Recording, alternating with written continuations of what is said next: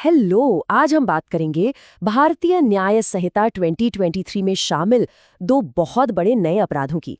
एक है संगठित अपराध और दूसरा है आतंकवादी कृत्य। अब ये जो है भारतीय कानून में एक बहुत ही बड़ा बदलाव है, तो चलिए इसे जरा समझते हैं। तो देखते हैं कि आज हम क्या क्या कवर करने वाले हैं। पहले तो ये कानूनी बदलाव कितना बड़ा है ये समझेंगे। फिर संगठित अपराध क्या होता है और इसकी सजा क्या है, इस पर बात करेंगे। उसके बाद आतंकवादी कृत्य की परिभाषा और उसकी सजा को देखेंगे। और आखिर में हम समझेंगे कि ये सब मिलकर मतलब पूरी बड़ी पिक्चर क्या बनती है। तो देखिए, ये जो भारतीय न्याय संहिता 2023 है, ये असल में इंडिया के क्रिमिनल लॉज का एक पूरा का पूरा ओवरहॉल है, एक ऐतिहासिक बदलाव। और जानते हैं खास बात क्या है? ये पहली बार हो रहा है कि संगठित अपराध और आतंकवादी कृत्य जैसे इतने गंभीर अपराधों को सीधे सीधे देश के मेन क्रिमिनल कोड में जगह मिली है। तो फिर सवाल यही आता है कि आखिर ये दो नए अपराध हैं क्या और क्यों ये इतनी ज्यादा इम्पोर्टेंट हैं। चलिए शुरू करते हैं संगठित अपराध से। तो बात करते हैं संगठित अपराध की, यानी ऑर्गेनाइज क्राइम की। ये अब एक सेंट्रल लॉ बन गया है। देखिए, इससे पहले क्या था कि ये जो चीज़ थी ना, ये सिर्फ स्टेट लेवल पर थी। मतलब कुछ ही राज्यों के पास अपने कानून थे। जैसे महाराष्ट्र में मकोका का नाम तो सबने सुना ही होगा। तो कानून का सेक्शन 111 इसे कैसे डिफाइन करता है? ये कहता है कि संगठित अपराध कोई भी कंटिन्यूइंग अनलॉफुल एक्टिविटी है जिसका मेन मकसद है पैसा कमाना या कोई और मटेरियल या फाइनेंशियल बेनिफिट हासिल करना। और इसे कोई अकेला इंसान भी कर सकता है या फिर एक पूरा ग्रुप, एक सिंडिकेट मिलकर भी। अच्छा, तो ये अपराध किया कैसे जाता है, इसके तरीके क्या हैं? तो लॉ बिल्कुल क्लियरली बताता है कि इसमें क्या क्या शामिल है। हिंसा का इस्तेमाल या हिंसा की धमकी देना, किसी को डराना धमकाना, या फिर कोई भी दूसरा गैरकानूनी तरीका अपनाना जिससे सिंडिकेट अपने गोल तक पहुंच सके।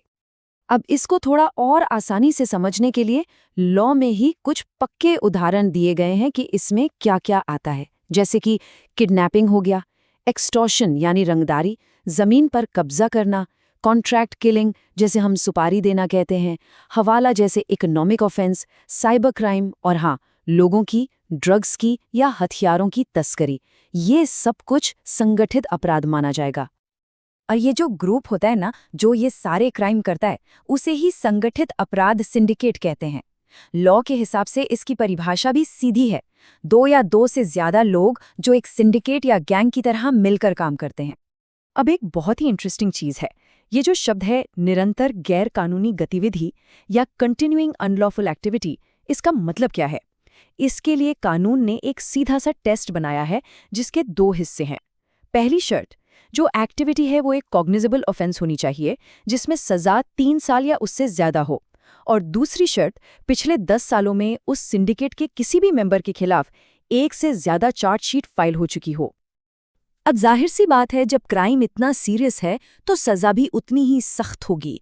और बीएनएस में संगठित अपराध के लिए बहुत ही कड़े पनिशमेंट्स रखे गए हैं। इससे पता चलता है कि कानून इसे कितनी गंभीरता से ले रहा है।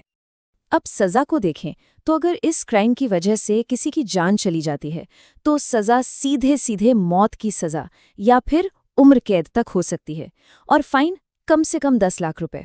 और अगर किसी की मौत नहीं भी होती है तो भी सजा कम नहीं है, कम से कम 5 साल की जेल से लेकर उम्र कैद तक और साथ में कम से कम 5 लाख रुपए का जुर्माना। चलिए अब आते हैं दूसरे बड़े अपराध पर, जो है आतंकवादी कृत्य यानी टेररिस्ट एक्ट। संगठित अपराध की तरह ही ये भी पहली बार हमारे मेन क्रिमिनल लॉ का हिस्सा बना है और इसकी जो डेफिनेशन है वो काफी हद तक यूएपीए जैसे जो स्पेशल लॉज हैं उनसे मिलती जुलती है।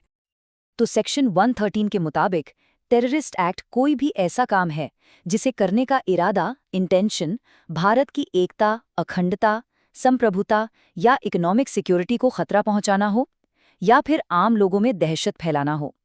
यहाँ पर ये जो इरादा है ना, ये सबसे इम्पोर्टेंट शब्द है। लॉ ये भी बताता है कि एक टेररिस्ट एक्ट का मकसद क्या क्या हो सकता है, जैसे किसी की जान लेना या उसे घायल करना, किसी प्रॉपर्टी को तबाह कर देना, जो ज़रूरी सप्लाईज हैं उन्हें रोकना या नकली करेंसी फैलाकर देश की मॉनेटरी स्टेबिलिटी को चोट पहुंचाना। इतना ही नहीं, किसी डिफेंस प्रॉपर्टी को नुकसान पहुंचाना, किसी सरकारी अधिकारी को डराना या सरकार पर दबाव बनाने के लिए किसी को किडनैप कर लेना, ये सब इसके दायरे में आते हैं। और बिल्कुल ऑर्गेनाइज क्राइम की तरह ही टेररिस्ट एक्ट के लिए भी कानून में बहुत ही ज्यादा सख्त सजा रखी गई है। तो अगर किसी टेररिस्ट एक्ट की वजह से किसी की जान जाती है तो सजा सीधे सीधे मौत या फिर उम्र कैद है, और बाकी मामलों में भी सजा कम से कम 5 साल की जेल से शुरू होकर उम्र कैद तक जा सकती है। तो चलिए अब जरा बड़ी तस्वीर देखते हैं, समझते हैं कि ये नए कानून हमारे लीगल सिस्टम में कहाँ फिट होते हैं और इनका असल मतलब क्या है। तो यहाँ पर सबसे ज़रूरी बात जो समझने वाली है वो ये है कि ये दोनों ही बहुत सीरियस क्राइम्स हैं, लेकिन कानून इन दोनों को उनके मकसद, उनके इंटेंशन के बेसिस पर अलग-अलग देखता है। बिल्कुल साफ साफ कहें तो संगठित अपराध का मेन मकसद है पैसा या कोई मटेरियल बेनिफिट, वहीं टेररिस्ट एक्ट का मकसद होता है देश की एकता, अखंडता और सुरक्षा को खतरे में डालना। अच्छा, एक और बहुत इंपॉर्टेंट पॉइंट है, ये जो नया कानून BANS है, ये मानता है कि इसका UAPA जैसे पुराने स्पेशल लॉज के साथ ओवरलैप है। तो इसे सुलझाने के लिए ये तय करने का अधिकार एक सीनियर पुलिस ऑफिसर को दिया गया है, SP रैंक या उससे ऊपर के ऑफिसर को, कि कोई पर्टिकुलर केस BANS के तहत रजिस्टर होगा या फिर UAPA के तहत।